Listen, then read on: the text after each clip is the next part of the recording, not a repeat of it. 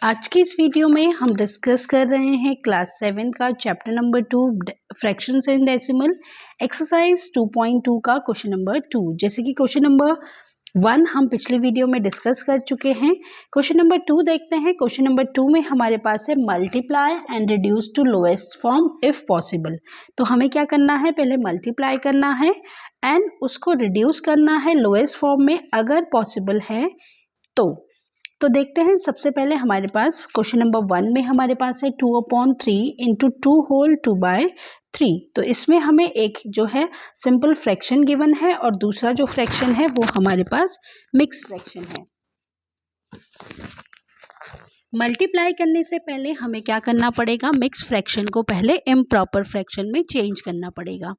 तो चलिए देख लेते हैं। 2/3 ये हमारे पास एक फ्रैक्शन है और 2/3 को पहले हमें क्या करना है, इम्प्रॉपर फ्रैक्शन में चेंज करना है। तो चलिए देखते हैं कैसे चेंज करते हैं। ये हम पिछली वीडियो में भी सीख चुके हैं, एक बार रिवाइज कर लेते हैं। 2 इंटू डिनोमिनेटर से आगे जो नंबर होता है उसको मल्टीप्लाई कर लेते हैं। 2 इंटू 3 इज 6 और जो प्रोडक्ट हमारे पास आता है मल्टीप्लाई करने के बाद उसमें न्यूमिनेटर को ऐड कर लेते हैं। तो ये हो जाएगा 6 + 2 इज 8। तो ये हमारे पास हो जाएगा 8/3। अब हम क्या करेंगे, मल्टीप्लाई कर लेंगे न्यूमिनेटर को न्यूमिनेटर के साथ और डिनोमिनेटर को डिनोमिनेटर के साथ। तो ये हमारे पास हो जाएगा 16/9। जैसे कि हमें दिख रहा है न्यूमिनेटर बड़ा है और डिनोमिनेटर छोटा है।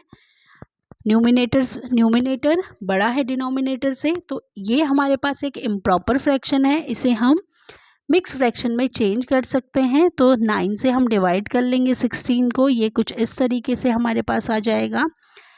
अब आंसर हमारे पास होगा 9, जो कि डिनोमिनेटर हमारे पास एज इट इज़ रहेगा। जो रिमाइंडर होगा वो हमारा न्यूमिनेटर में चला जाएगा और जो क्वोशंट होगा वो हमारा आगे आ जाएगा। तो हमारा जो आंसर होगा वो होगा 1/7/9।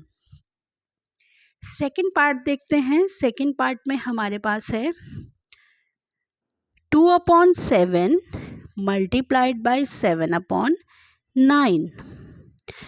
2/7 एक फ्रैक्शन है, दूसरा फ्रैक्शन जो मल्टीप्लाई हो रहा है पहले वो है 7/9। तो दोनों फ्रैक्शन में अगर हम देखें तो पहले फ्रैक्शन में जो 7 है वो डिनोमिनेटर में है, दूसरे फ्रैक्शन में जो है 7 न्यूमिनेटर में है। तो न्यूमिनेटर डिनोमिनेटर आपस में मल्टीप्लाई में कैंसिल आउट हो जाएंगे क्योंकि दोनों सेम नंबर है। तो 7 से 7 कैंसिल आउट हो जाएगा, मतलब कि हम क्या कर रहे हैं, 7 से दोनों को डिवाइड कर रहे हैं। तो ये हमारे पास कुछ इस तरीके से आएगा।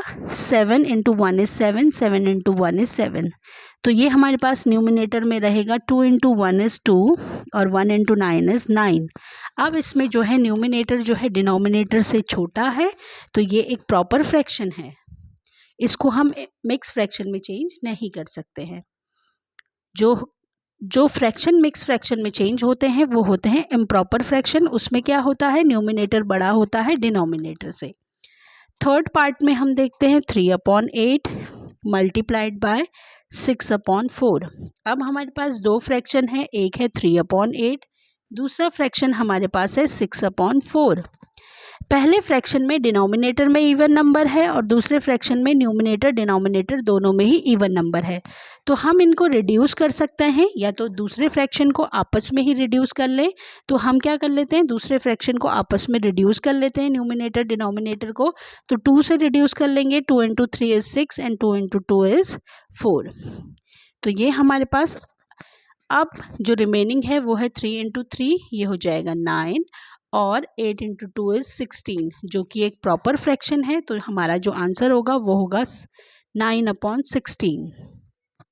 चलिए देखते हैं फोर्थ पार्ट, जिसमें कि हमारे पास है 9/5 × 3/5।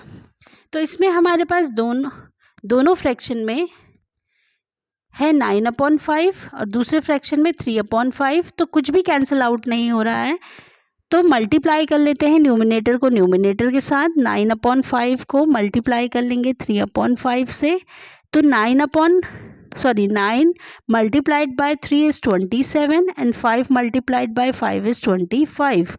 इम्प्रॉपर फ्रैक्शन है, इसको हम मिक्स फ्रैक्शन में चेंज कर लेंगे। तो 25 को डिवाइड करेंगे 27 से, ये हमारे पास है कुछ इस तरीके से। डिनोमिनेटर में हम लिख लेंगे 25, रिमाइंडर में हम लिख लेंगे, रिमाइंडर को हम लिख लेंगे न्यूमिनेटर में 2 और क्वोशंट को हम लिख लेंगे आगे।